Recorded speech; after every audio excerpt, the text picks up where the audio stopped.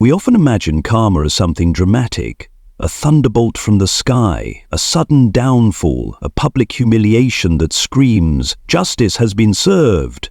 But what if karma doesn't strike with noise or fury? What if, for the narcissist, karma arrives in silence, as stillness, as stagnation, as the terrifying feeling that life has stopped moving?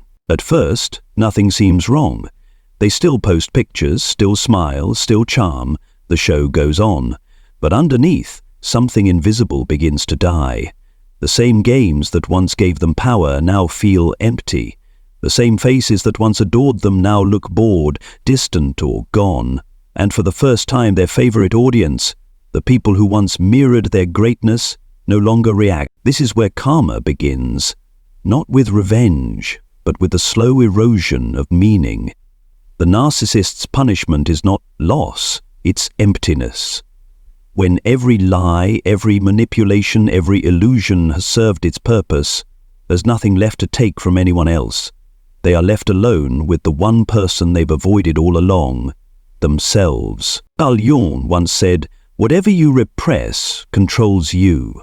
The narcissist spends their whole life repressing their shame, their guilt, their vulnerability. But what they don't realize is that the more they run from it, the more life begins to freeze around them. Opportunities fade, passion dies, the mirror breaks. Time keeps moving, but they don't. And that's when the real karma unfolds, not as destruction, but as paralysis, not as punishment, but as the haunting realization that they've become the very emptiness they once feared. Stage 1. When everything starts to lose its spark. At first, nothing seems wrong. The narcissist still posts the perfect photos, still laughs the loudest, still collects attention like trophies. On the surface, life looks as shiny as ever. But somewhere deep inside, the thrill begins to fade. The same games that once made them feel alive now feel dull, predictable, and strangely exhausting. The arguments, the seductions, the little power plays. They used to give them a rush. Now it's all noise without meaning. They start to sense something missing but can't name it. The applause feels quieter, the admiration shorter. People seem distracted, harder to control. What they don't realize is that their performance has lost its magic because everyone around them has already seen the show before. The script hasn't changed, only the audience has, and this time the crowd is walking out early. That's when the first layer of karma appears, not through tragedy, but through emptiness. They begin to feel that invisible pause, a strange stillness where once there was chaos. No one is chasing them, no one is reacting, no one is feeding the illusion anymore.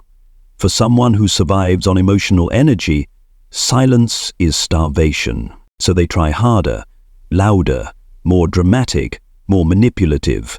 But the harder they try to force life to give them that old excitement, the less it works. What once brought power now brings exhaustion. The game isn't fun anymore, it's just habit. And that's how karma first manifests for the narcissist, not as punishment, but as a slow decay of meaning, a glittering life that suddenly feels grey, a spotlight that no longer warms, only blinds.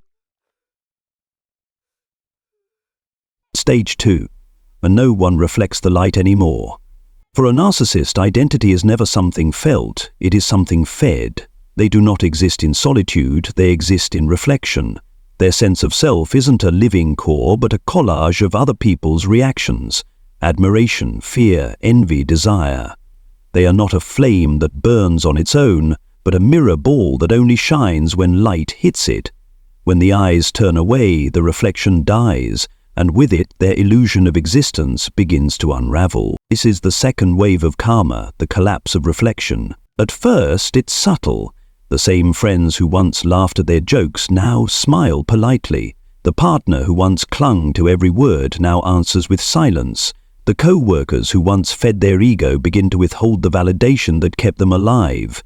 Even on social media, their modern altar of self-worship engagement dwindles. Fewer hearts, fewer comments, fewer eyes.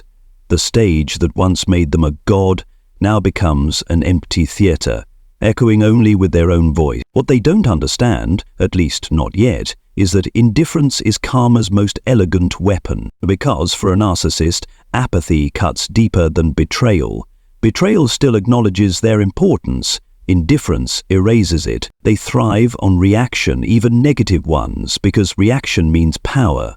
But when the world stops responding, when every emotional hook returns unanswered, they are left starving in the silence they once used to dominate others, so they push harder. They tell bigger stories, stage louder dramas, perform happiness more extravagantly. They overcompensate. Chasing the old high of attention with the desperation of an addict. They post nostalgic photos, reappear in conversations, hover in the lives of ex-lovers, all in search of the spark that used to ignite their false self. But the spark doesn't come. The audience has moved on, and they don't realize the most brutal truth. You can't resurrect an illusion once the world has seen through it. The narcissist's charm begins to rot under the weight of awareness. What once appeared magnetic now feels manipulative. What once drew admiration now triggers discomfort. The energy they send out, grandiosity, need, superiority, no longer inspires others but drains them. People begin to withdraw instinctively, protecting their peace from the subtle toxicity they once mistook for confidence. And in that growing quiet, the narcissist starts to panic. The silence around them mirrors the silence within. They begin to notice how empty their conversations really are, full of words but void of meaning. Their laughter sounds rehearsed. Their joy feels counterfeit. The mask they wear no longer fits because there's nothing underneath it to hold it up. This is when the internal erosion begins. Without others to reflect them, their sense of identity collapses inward. They scroll through old messages, clinging to digital ghosts. Old compliments, old confessions, old versions of themselves that once looked powerful. They reread them late at night, trying to reabsorb the energy of admiration like oxygen in a suffocating room. But it doesn't work. The words are cold now. The mirror has cracked, and all they can see are fragments of a self that never truly existed. It's a strange kind of death, one without blood, without mourning, without closure. A spiritual disintegration that no one can see but them. They feel themselves fading, not physically but psychologically, like a reflection slowly disappearing from a mirror that no longer wants to reflect. And in that fading they begin to taste the truth they've avoided all their life, that their existence depended entirely on other people's light. Now that the light is gone, they are forced to meet the darkness they projected onto everyone else. They begin to realize that it was never love they wanted. It was proof that they mattered, proof that they existed, proof that their illusion was real. But when the reflection disappears, the proof disappears too, and what's left is silence. Not the peaceful kind that soothes, but the kind that condemns. A silence that echoes like judgment, not from others, but from life itself. It whispers a truth they cannot bear to face. You were never the light. You were only the mirror. Stage 3. When their own mind turns against them, this is where the silence becomes unbearable. When there's no one left to blame, no one left to chase, and no one left to mirror them, the narcissist is forced into the one confrontation they've avoided all their life, the one with themselves. At first, they try to escape it. They fill their days with noise, work, gossip, endless scrolling, fake laughter, meaningless pleasure, anything to drown out the voice inside that's beginning to whisper, maybe it's you. But the more they run, the louder it gets. What used to be their greatest weapon, their mind, now becomes their prison. Thoughts they've buried for years start to surface. Guilt, shame, fear, loneliness. The memories of people they've hurt, the faces they dismissed, the moments they twisted, the truth they rewritten so many times they almost believed it themselves. Now, all of it comes back like ghosts demanding recognition. This is not punishment from the universe, it's the law of energy returning home. Carl Jung once said, When an inner situation is not made conscious, it appears outside as fate. For the narcissist, fate becomes a mirror of their inner chaos. Their relationships crumble, opportunities fade, and they start to notice everywhere they go, the same story repeats. Different faces, same pain. Different stage, same collapse. And for the first time, they can't escape the pattern because the pattern is them. But instead of healing, most narcissists double down. They project harder, manipulate faster, or withdraw completely into a cold, detached version of themselves. They tell themselves everyone else changed, not them. But the truth is, the mask has cracked, and now they can see what's beneath it. And that sight terrifies them. The very emotions they once mocked in others, vulnerability, guilt, empathy, now haunt them like shadows they can't outrun. The mind becomes a battlefield, one side fighting to stay superior, the other side collapsing under the weight of truth. This is karma's quietest, yet cruelest form. Not losing control of others, but losing control of oneself. Stage 4. The isolation behind the smile. By now, the narcissist's world has grown eerily quiet. People are still around, co-workers, family, maybe even a partner, but the connection feels different. It's thin, transactional, fragile. Every conversation feels forced, every laugh rehearsed. The same mask they once used to attract others has become the very wall that keeps everyone out. This is the stage where loneliness begins to wear a disguise. On the outside, they still look composed, confident, productive, fine. But inside, there's a heaviness they can't name. The days start to blur together. The victories feel meaningless. Even the things that once fueled their ego, compliments, success, attraction, now leave them numb. They start seeking stimulation just to feel something again. They buy things they don't need, chase people they don't love, scroll endlessly through lives that seem more alive than theirs. But nothing works, because no amount of attention can cure emotional starvation. This is the hidden karma, not public humiliation, not punishment, but a life that has lost all color. They can't connect deeply because connection requires vulnerability, and vulnerability requires truth. Something they've spent their entire lives avoiding, so they stay trapped in the same performance, surrounded by people, yet completely alone. It's ironic. They once used silence to punish others. Now, silence is what punishes them. They once thrived on being the center of attention.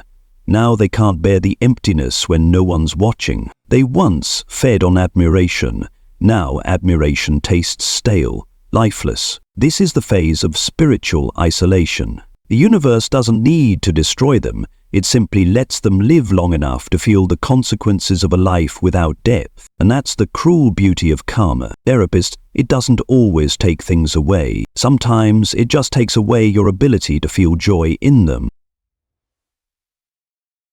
Stage 5. When karma becomes the mirror, there comes a moment when the narcissist begins to notice a strange pattern. Life starts giving them back exactly what they once gave others. They are ignored, dismissed, doubted, lied to. They meet people who use them, people who disappear without explanation, people who play the same emotional games they once mastered. And for the first time, they taste their own medicine.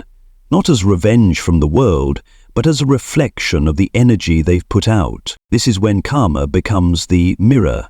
Every manipulation returns as confusion. Every silence they used as punishment now echoes back at them. Every heart they toyed with becomes a reminder that love cannot be controlled. And every time they try to recreate the past, it collapses faster, because the vibration of deceit no longer holds power in a world that demands authenticity. At first, they think everyone else is cruel. They say, people have changed. But what's really changed is the frequency. The world around them is now responding to truth, while they're still trapped in illusion. And that's the most painful realization, that life isn't against them, it's simply reflecting them. Carl Jung once said, "Until you make the unconscious conscious, it will direct your life, and you will call it fate." This is the moment that quote becomes real. They begin to see the pattern. Every betrayal they experience is the shadow of their own. Every rejection, a mirror of their own emotional neglect. They're haunted not by people, but by themselves. This isn't punishment. It's correction. The universe isn't trying to destroy them, it's trying to wake them. But most resist. They double down on self-pity, denial, and blame. They fight the mirror, not realizing that the mirror is mercy, because it's the only thing left that can show them the truth. And that's the paradox of karma.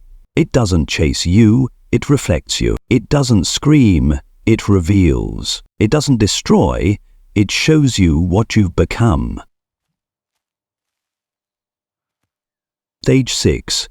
When silence becomes the final karma. Karma for the narcissist doesn't strike like lightning, it seeps in like fog, quiet, colorless, patient. It doesn't destroy them in one grand collapse, but dismantles them piece by piece, until one day they realize that nothing around them and nothing within them moves anymore. It's not a fall from grace, it's a slow suffocation, a spiritual paralysis. The narcissist's final karma is not chaos, but stillness. They wake up every day to the same routine, the same walls, the same conversations, the same rehearsed smiles. Life used to taste sharp and intoxicating. Now it's stale, flavorless, and heavy. The people they once controlled no longer orbit them. The attention they once demanded feels hollow. The praise that once inflated them now bounces off an inner void that has swallowed all feeling. This is not peace, it's stagnation, the absence of growth, the death of meaning. The universe doesn't take their possessions away, it simply drains the soul out of them. They have everything they once chased, the image, the comfort, the illusion of admiration. Yet none of it feels alive. They live surrounded by trophies, yet feel invisible. They keep performing because it's all they know how to do. But the stage lights have dimmed and no one is watching. And then comes the silence. At first it feels external, friends drifting away, conversations growing short, lovers losing interest. But slowly it begins to move inward. The noise inside their head, the grand stories, the justifications, the mental victories, all begin to fade. There's no one left to fight. No one left to prove wrong, and when all the distractions are gone, they meet the only opponent they've ever truly feared, themselves. The mind that once crafted manipulation now turns on them. Memories they buried come back uninvited. Faces of those they hurt flash before them. The lies they told loop endlessly in their thoughts. They start reliving every betrayal, not as the predator, but as the prey. Every silence they once used to punish now punishes them. Every emotional wound they caused now finds its echo in their own emptiness. And for the first time they realize this isn't the world turning against them, it's their own energy coming home. Carl Jung wrote, "When an inner situation is not made conscious, it appears outside as fate." For the narcissist, fate is no longer external, it's internal implosion. The false self, that shimmering armor of charm and superiority, begins to crack under the weight of its own emptiness. They try to repair it, to rebuild the mask, to revive the performance. They seek new lovers, new stages, new distractions. But the energy is gone, the applause no longer satisfies, the mirror no longer flatters, the mask no longer fits. What remains is unbearable stillness, a silence that doesn't just surround them, it lives inside them. It whispers truths they can no longer outrun. You built everything except yourself. You were seen by everyone, but known by no one, not even you.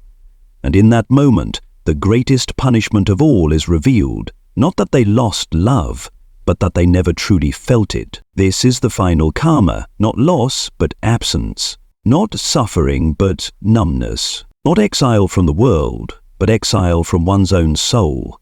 They start to understand in the most brutal way possible what they did to others, not through guilt, but through experience.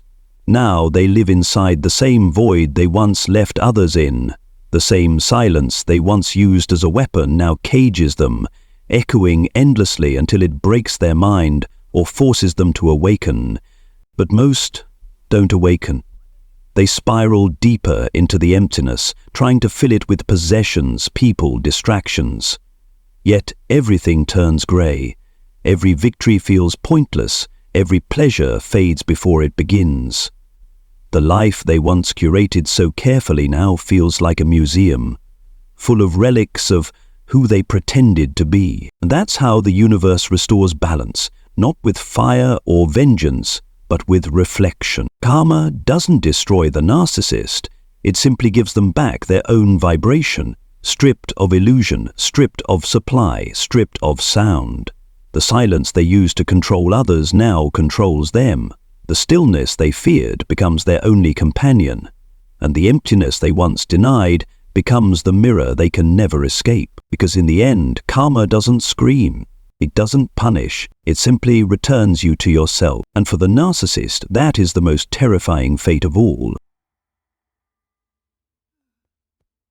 In the end, karma doesn't arrive with fire and thunder. It arrives in stillness. It comes when there are no more masks to wear, no more lies to tell, and no more people left to blame. The narcissist's greatest punishment is not loss, but awareness. The unbearable realization that the entire empire they built, every relationship, every performance, every illusion of power was constructed on emptiness. There is a kind of mercy in that stillness, though it doesn't feel like mercy at first. The universe does not hate the narcissist. It only holds them accountable to the truth. What they once escaped in others, vulnerability, shame, accountability, now lives inside them with no exit. The silence they used to weaponize becomes their teacher. The emptiness they once feared becomes their mirror. Some will continue resisting it until the end, clinging to their persona like a ghost, clutching the ruins of its old kingdom. They will keep searching for a new audience, a new admirer, a new source of attention, never realizing that the problem was never lack of supply, but lack of self. They will age, but never evolve, live, but never feel, exist, but never truly be. Their punishment will be to witness life moving forward without them, to watch time flow, relationships bloom, souls awaken, while they stand frozen in the museum of their own illusion. But a few, a very few, will break open. They will hit the bottom of the silence and finally stop running. And when the noise is gone, when there's nothing left to control or manipulate, they will hear something faint beneath the ruins. The soft hum of a real self, small but alive. For the first time they might feel something genuine, grief, humility, longing for truth. It will burn, but that burning is purification. It's the soul being given one last chance to remember itself. This is the hidden mercy of karma. It destroys only what was false. It strips away illusion so that even in the wreckage, the possibility of rebirth remains. For most narcissists, the silence will be a prison, but for the rare few who dare to face it, it can become the beginning of transformation. Because silence, when faced with honesty, is not emptiness, it's the soil where a real self can finally grow. So the story doesn't truly end with destruction, but with choice. The narcissist, standing in the stillness of their own creation, faces the question they've avoided their entire life. Will you keep living as an image, or will you finally become human? The universe waits, not in anger, but in patience. Because even karma, in its cruelest form, is not revenge. It is the voice of truth saying softly, for those who can still hear, you can begin again, but only as who you really are.